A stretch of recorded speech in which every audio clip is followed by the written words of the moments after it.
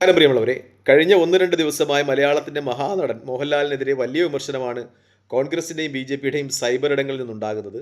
കാരണം മറ്റൊന്നുമല്ല, മോഹൻലാൽ ബിഗ് ടിവിക്ക് വേണ്ടി മുഖ്യമന്ത്രി പിണറായി വിജയനെ ഇന്റർവ്യൂ ചെയ്യുന്നതിന്റെ ട്രെയിലർ അത് സോഷ്യൽ മീഡിയയിൽ വ്യാപകമായി ഇങ്ങനെ പ്രചരിച്ചുകൊണ്ടിരിക്കുകയാണ്. അതാണ് കോൺഗ്രസിനെയും ബി.ജെ.പിയെയും ചൊടിപ്പിക്കുന്നത്. അവർ പറയുന്നത് മോഹൻലാൽ പൈസ വാങ്ങിച്ചുകൊണ്ട് മുഖ്യമന്ത്രി പിണറായി വിജയനെ വൈറ്റ് വാഷ് ചെയ്യാനുള്ള ഉദ്യമം ഏറ്റെടുത്തിരിക്കുന്നു എന്നാണ്.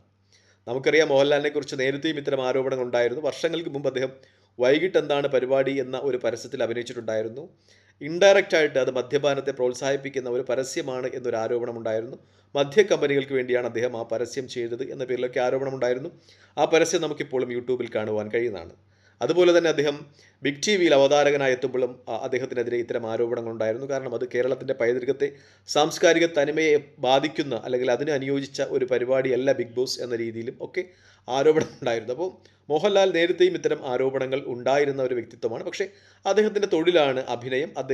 അദ്ദേഹത്തിൻ്റെ തൊഴിൽ വളരെ ഭംഗിയായി ചെയ്യുന്നു എന്നത് തന്നെയാണ് ഈ മുഖ്യമന്ത്രി പിണറായി വിജയൻ്റെ അഭിമുഖത്തിലും നമുക്ക് കാണുവാൻ കഴിയുന്നത്. അതിനൊപ്പം അതിനെന്തെങ്കിലും പ്രാധാന്യം കൊടുക്കേണ്ടതാണോ എന്ന് ചോദിച്ചാൽ ഇല്ല എന്ന് തന്നെയാണ് ഉത്തരം. കാരണം മോഹൻലാൽ നേരത്തെയും ജയ്ഹിന്ദ് ടി വിക്ക് വേണ്ടി അന്നത്തെ മുഖ്യമന്ത്രി ഉമ്മൻചാണ്ടിയെ ഇൻ്റർവ്യൂ ചെയ്യുന്ന ഒരു പ്രോഗ്രാം നമ്മളെല്ലാവരും കണ്ടിട്ടുണ്ടാവും. ആ പ്രോഗ്രാമിന് ഇതേ പേര് തന്നെയായിരുന്നു ഇരുവർ. അപ്പോൾ അദ്ദേഹം ചാനലുകൾക്ക് വേണ്ടി ഇൻ്റർവ്യൂ ചെയ്യുന്നതും അതുപോലെ പരസ്യങ്ങൾ ചെയ്യുന്നതുമൊക്കെ അദ്ദേഹത്തിൻ്റെ തൊഴിലിൻ്റെ ഭാഗമാണ് എന്നതാണ് ഏറ്റവും പരമപ്രധാനമായ യാഥാർത്ഥ്യം. അതിൽ എന്തെങ്കിലും അപാകതകൾ കണ്ടെത്തേണ്ടിയില്ല. അദ്ദേഹം പ്രതിഫലം വാങ്ങി ചാനലുകൾക്ക് വേണ്ടി ചെയ്യുന്ന പരിപാടി എന്നതിൽ കവിഞ്ഞ് അതിലെന്തെങ്കിലും പ്രാധാന്യം ഉണ്ട് എന്ന് തോന്നുന്നില്ല. മറ്റൊന്നും, നമ്മൾ രാഹുൽ മാങ്കൂട്ടത്തിൽ വിവാദത്തിൽ എത്തി നിൽക്കുമ്പോൾ, പ്രത്യേകിച്ച് അദ്ദേഹത്തിൻ്റെ പേരിൽ ലൈംഗിക ആരോപണങ്ങളൊക്കെ ഉയരുന്ന സമയത്ത് തൻവീറാം എന്ന് പറയുന്ന പ്രശസ്തയായ ഒരു നടി അദ്ദേഹത്തിൻ്റെ ഭവനദാന ചടങ്ങ് ഉദ്ഘാടനം ചെയ്തു. അതായത് അദ്ദേഹം MLA എന്ന രീതിയിൽ പാലക്കാട്ടത്തെ ജനങ്ങൾക്ക് വേണ്ടി ഭവനം വെച്ച് നൽകുന്ന ഒരു ചടങ്ങ് ഉദ്ഘാടനം ചെയ്തു. എൻ്റെയൊക്കെ കാഴ്ചപ്പാടിൽ തൻവീറാം തീർച്ചയായും അത് പൈസ വാങ്ങിച്ചിട്ടായിരിക്കും ചെയ്യുന്നത്. കാരണം അവരൊരു സെലിബ്രിറ്റിയാണ്. സെലിബ്രിറ്റികൾ ഇത്തരം സാന്നിധ്യങ്ങൾക്ക് പൈസ വാങ്ങിക്കുന്ന ഒരു ഏർപ്പാടാണ്. നമ്മൾ ശ്രീനിവാസൻ്റെ ഏതോ ഏത് സിനിമയിൽ പറയുന്നത് കാണുന്നത് പോലെ ഈ ബർത്ത്ഡേക്കും അതുപോലെ ഈ വലിയ വലിയ ബിസിനസ്സുകാരുടെ കല്യാണത്തിനുമൊക്കെ വരുന്നതിൽ സെലിബ്രിറ്റികൾ പൈസ വാങ്ങിക്കുന്നു എന്ന് തന്നെയാണ് അർത്ഥം. അതിനപ്പുറം അതിനെന്തെങ്കിലും അർത്ഥമുണ്ടോ എന്ന് ചോദിച്ചാൽ, പ്രാധാന്യമുണ്ടോ എന്ന് ചോദിച്ചാൽ ഇല്ല. അവർ സെലിബ്രിറ്റികൾ കല്യാണത്തിൽ വരുന്നതിലും അതുപോലെ ഉദ്ഘാടനത്തിന് വരുന്നതിലും ബർത്ത്ഡേക്ക് വരുന്നതിലും ഒക്കെ അവരവരുടെ പേയ്മെൻറ്റ് വാങ്ങിക്കും എന്ന് തന്നെയാണ് യാഥാർത്ഥ്യം. കഴിഞ്ഞ ദിവസം ഇതോടനുബന്ധിച്ചിട്ട് മറ്റൊരു പ്രസ്താവന ഉണ്ടാകുന്നത് അഖിൽമാരാരുടെ ഭാഗത്തു നിന്നാണ്. അദ്ദേഹം പറഞ്ഞത് കോൺഗ്രസിൻ്റെ പരിപാടികളിൽ താൻ പങ്കെടുക്കണമെങ്കിൽ കോൺഗ്രസ്സുകാർ അന്ന് പൈസ തന്നിരുന്നു എന്നാണ്. കോൺഗ്രസ്സുകാരനാണ് എന്ന് അഖിൽമാരാർ പറഞ്ഞു നടക്കുമ്പോഴും അദ്ദേഹം പെയ്ഡായിട്ടാണ് കോൺഗ്രസിൻ്റെ പരിപാടികൾ പങ്കെടുത്തിരുന്നത് എന്നത് തന്നെയാണ് യാഥാർത്ഥ്യം. അതുപോലെ തന്നെയാണ് കഴിഞ്ഞ ഇലക്ഷൻ സമയത്ത് പ്രധാനമന്ത്രി നരേന്ദ്രമോദി അക്ഷയ് കുമാർ എന്ന് പറയുന്ന പ്രശസ്തനായ ഹിന്ദി സിനിമാ നടൻ അഭിമുഖം ചെയ്തതും അതെല്ലാം പെയ്ഡാണ് എന്ന കാര്യത്തിൽ സംശയമില്ല. അതിൻ്റേതായ പ്രാധാന്യം കൊടുത്താൽ മതി. നമ്മൾ മലയാളികൾ പ്രബുദ്ധരാണ്. ഏതെങ്കിലും സിനിമാ നടൻ മോഹൻലാലോ മമ്മൂട്ടിയോ ഇനി ആരെങ്കിലുമൊക്കെ വന്ന് പറഞ്ഞാൽ നമ്മൾ പിണറായി വിജയനോ അല്ലെങ്കിൽ സതീശനോ ഒന്നും വോട്ടിടുന്ന ഒരു സാഹചര്യം ഇല്ല. മോഹൻലാൽ അദ്ദേഹത്തിൻ്റെ ജോലി ചെയ്തു. പ്രത്യേകിച്ചും രാഷ്ട്രീയക്കാർക്ക് അറിയാം, സിനിമാ നടന്മാർ എന്ന് പറയുന്നത് ജനകീയരാണ്, ജനങ്ങൾക്കിടയിലേക്ക് പെട്ടെന്ന് ഇറങ്ങി ചെല്ലുവാൻ കഴിയുന്നവരാണ്. സിനിമ എന്ന് പറയുന്നത് ഒരു ജനകീയ മാധ്യമമാണ് എന്നതുകൊണ്ട് അവർക്ക് അവരെ മാർക്കറ്റ് ചെയ്യാൻ പറ്റുന്ന ഒരു ഇടമാണ്, അല്ലെങ്കിൽ മാർക്കറ്റ് ചെയ്യാൻ പറ്റുന്ന ആളുകളാണ് സിനിമാക്കാർ. അവർ ഇൻ്റർവ്യൂ ചെയ്യുന്നതാണ് കൂടുതൽ ജനങ്ങൾക്കിടയിലേക്ക് എത്തുന്നത് എന്ന രീതിയിൽ അവരെ ഉപയോഗിക്കുന്നു എന്നതിലപ്പുറം അതിലെന്തെങ്കിലും പ്രാധാന്യം ഉണ്ട് എന്ന് നമുക്ക് തോന്നുന്നില്ല. പ്രത്യേകിച്ചും നമ്മൾ പിണറായി വിജയനും അതുപോലെ മോഹൻലാലും തമ്മിലുള്ള ഇൻ്റർവ്യൂ കാണുമ്പോൾ തന്നെ അറിയാം അതൊരു സ്ക്രിപ്റ്റഡ് ആണെന്ന്. കാരണം മോഹൻലാൽ എന്ന് പറയുന്ന വ്യക്തി, നമുക്കറിയാം, ഈ അമ്മയുമായി ബന്ധപ്പെട്ട് വലിയ വിവാദങ്ങൾ ഉണ്ടാകുമ്പോൾ, അന്ന് മീറ്റു ആരോപണങ്ങളൊക്കെ ഉണ്ടാകുമ്പോൾ, ഈ അമ്മയുടെ മീറ്റിംഗ് ഒക്കെ കഴിഞ്ഞ് മോഹൻലാൽ പത്രക്കാരെ കാണുന്ന സമയത്ത് പത്രക്കാർ മോഹൻലാലിനോട് ചോദ്യങ്ങൾ ചോദിക്കുമ്പോൾ അതിന് കൃത്യമായ മറുപടി കൊടുക്കുവാൻ കഴിയാതെ പരുങ്ങിയ ഒരാളാണ് മോഹൻലാൽ. അദ്ദേഹത്തിന് സ്വാഭാവികമായും പത്രക്കാരോടൊക്കെ സംവദിക്കുന്നതിന് ബുദ്ധിമുട്ടുണ്ട്. പൃഥ്വിരാജിനെയോ ജഗദീഷിനെയോ ഒന്നും പോലെ നല്ല വടിവൊത്ത അക്ഷരമാലാക്രമത്തിൽ സംവദിക്കുവാൻ കഴിയുന്ന ആളല്ല മോഹൻലാൽ. പക്ഷേ ഈ ഇൻ്റർവ്യൂ വളരെ കൃത്യമായിട്ട് തന്നെ വടിവൊത്ത അക്ഷരങ്ങളുടെയൊക്കെ ബലത്തിൽ മോഹൻലാൽ സംസാരിക്കുന്നു. അപ്പോൾ തന്നെ അതറിയാം സ്ക്രിപ്റ്റഡ് ആണ്. ആ സ്ക്രിപ്റ്റ് എഴുതിയുണ്ടാക്കിയത് CPMൻ്റെ ഇപ്പോഴത്തെ കനകോലു നികേഷ് കുമാറാണ്. അദ്ദേഹത്തിൻ്റെ ഒരു നേതൃത്വത്തിൽ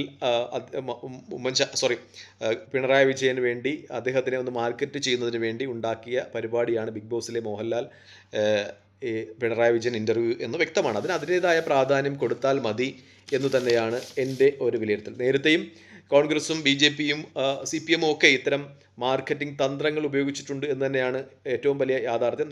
നേരത്തെ പ്രതിപക്ഷ നേതാവ് വി ഡി സതീശൻ്റെ ഇൻ്റർവ്യൂകൾ പ്രശസ്തരായ യൂട്യൂബ് ചാനലിസ്റ്റുകൾ യൂട്യൂബർമാരൊക്കെ അദ്ദേഹത്തെ ഇൻ്റർവ്യൂ ചെയ്യുന്ന പരിപാടികൾ നമ്മൾ കണ്ടിട്ടുണ്ട്. അതും അദ്ദേഹത്തിന് ഒരു ഇമേജ് നൽകിയിട്ടുണ്ട് എന്ന് തന്നെയാണ് യാഥാർത്ഥ്യം. മറ്റൊന്ന്, കഴിഞ്ഞ നിയമസഭയിൽ ഇലക്ഷൻ്റെ സമയത്ത്, തമിഴ്നാട്ടിലെ ഇലക്ഷൻ്റെ സമയത്ത് രാഹുൽ ഗാന്ധി തമിഴ്നാട്ടിലെ പ്രശസ്തമായ ഒരു YouTube channel, village cooking channel എന്ന് പറയുന്ന ചാനലിൽ അദ്ദേഹം ആ ചാനൽ അവതരിപ്പിക്കുന്ന പാചകക്കാരോടൊപ്പം ചേരുകയും അവരുടെ പാചകങ്ങളിലൊക്കെ പങ്കാളികളാകുകയും ചെയ്തിട്ടുണ്ട്. ആ വീഡിയോ മില്യൺ കണക്കിന് ആളുകൾ കണ്ടിട്ടുണ്ട്. രാഹുൽ ഗാന്ധിയുടെ ഒരു ഗ്രാഫ് അതോടുകൂടി ഉയർന്നിട്ടുണ്ട്. അതുപോലെ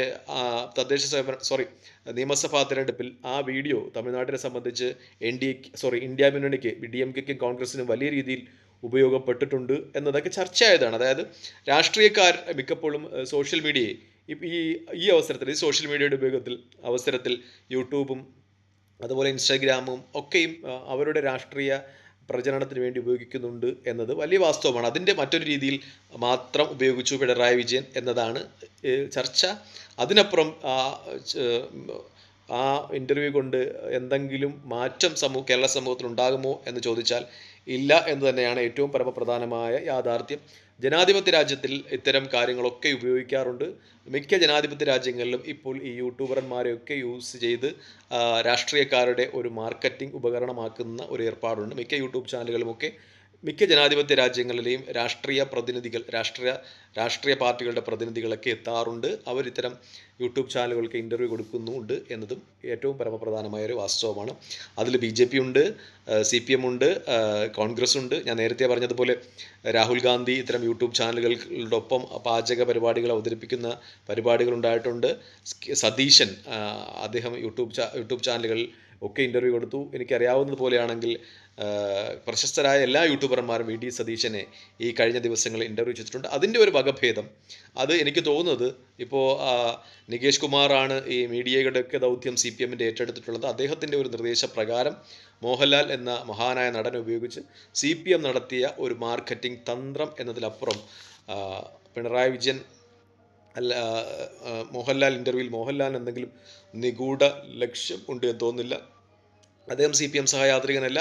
അദ്ദേഹം മിക്കപ്പോഴും എല്ലാ രാഷ്ട്രീയ പാർട്ടികളോടും ഒത്തുചേർന്ന് പോകുന്ന ആളാണ്. അദ്ദേഹം ഒരു അവസരവാദ ഓപ്പർച്യൂണിസ്റ്റ് ആണെന്ന് പറയാം.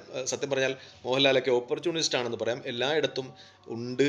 അതിനപ്പുറം അദ്ദേഹം തൻ്റെ രാഷ്ട്രീയ നിലപാടുകളൊന്നും വ്യക്തമായിട്ടില്ല. അദ്ദേഹം മഹാനായ നടനാണ്. വ്യത്യസ്തമായ കഥാപാത്രങ്ങൾ ചെയ്ത് മലയാളത്തിൻ്റെ പ്രശസ്തി ലോകത്തോളം ഉയർത്തിയ നടനാണ്.